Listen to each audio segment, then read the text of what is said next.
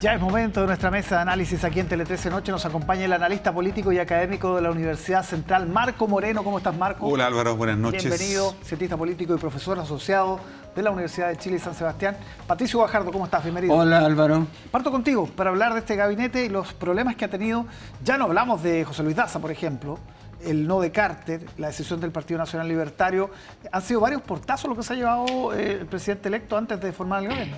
A ver, el propio Johannes Kaiser, quien decidió, y más aún el Partido Nacional Libertario decidió no incorporarse al gobierno, yo creo que reflejan una crítica que me resulta válida, que es la arquitectura del nombramiento del gabinete. Mi impresión, y lo estoy sacando de un programa de Canal 13 cuando vino Jorge Carquemada de la Fundación Jaime Guzmán, que dijo: los gremialistas ganamos este gobierno. Y creo que en la mentalidad de José Antonio Kast eso es lo que se está reflejando.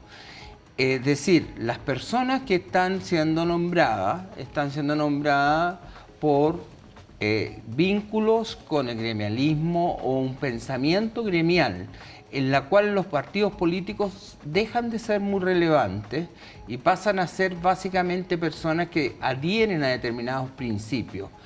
Creo sinceramente que esa es la estructura y en ese contexto ha habido muy poca claridad.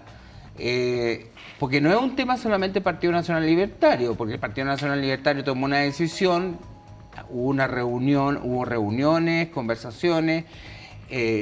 Yo tengo entendido, y no entendido, lo tengo claro, de que hubo voluntad de Johannes Kaiser de participar en el gabinete, pero que después la razón fundamental fue que no hubo un input, una retribución en términos de, bueno, juntémonos, veamos para concretar en qué, dónde, cómo y quiénes. O tal vez los ofrecimientos no eran satisfactorios. Es que yo este tema del Ministerio de Minería a mí me suena volador de luces, honestamente, porque nunca ha aparecido, y yo tengo un contacto porque tengo un programa en la radio con Johannes Kaiser, sí. Por lo tanto le puedo preguntar a él. Tú sabes de buena fuente. Y se lo pregunto, y le pregunté en términos reales, bueno, cuando decidió que el Partido Nacional Libertario no iba a ingresar al gabinete, es porque no había recibido ofertas que no eran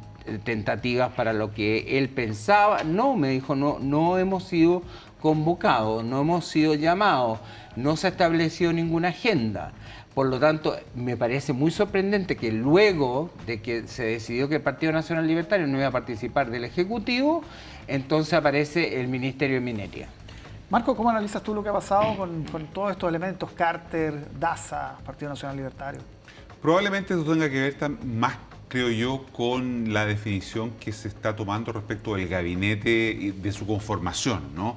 Si uno mira de 1990 hasta ahora, todos los presidentes han recurrido, ¿no es cierto?, a gente de su confianza para poder estructurar sus equipos de trabajo.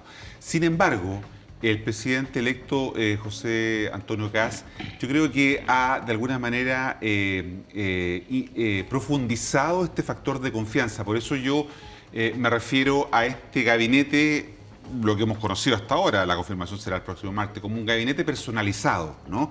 Son personas de su absoluta confianza, más allá de los partidos, más allá, ¿no es cierto?, de otro tipo de lealtades, las que se están expresando. Repito, los anteriores presidentes también lo han hecho, sí, lo han hecho, pero aquí ese factor se intensifica, no es la naturaleza, todos lo hacen, sino que es la profundización que se hace de estos elementos.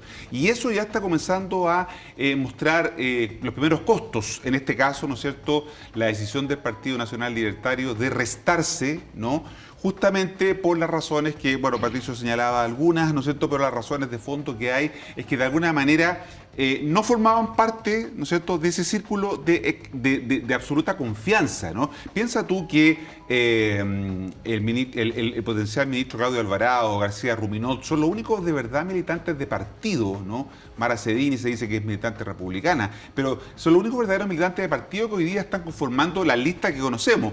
La mayor cantidad de las personas que hemos visto, que han sido nombradas, ¿no es cierto?, son independientes, ¿no? Y por lo tanto, ahí hay un potencial peligro, porque evidentemente un ministro independiente no va a tener la estructura de apoyo de los Claro, partidos no políticos, tiene la no va a espalda. tener las bancadas parlamentarias, y eso entonces complejiza la gobernabilidad en un sistema fragmentado como el que tenemos hoy día en Chile. Pato, te llevo al otro tema de la jornada que tiene que ver con este quiebre, ¿no?, entre el Partido Socialista y el Frente Amplio, congelar relaciones, no van al cónclave, y todo esto a 2 meses que se acabe el gobierno. ¿Cómo lees lo que ha planteado el PS, esta fuerte reacción que ha tenido, incluso cuando ha habido episodios mucho más complejos, no ha habido esta reacción? Correcto, pero hubo una elección y una derrota catastrófica para la izquierda. La peor, yo diría, desde que retornó la democracia. Entonces, y las derrotas en política tienen un costo. Yo creo que lo que se está viendo y observando acá es una fragmentación de las izquierdas. Como también hay fragmentación en las derechas, que antes no veíamos, antes se hablaba de la derecha en singular, ahora hablamos de las derechas. En el caso de la izquierda, la situación perdón, es básicamente entendida por la pérdida del gobierno, que es un factor de cohesión, la pérdida del poder.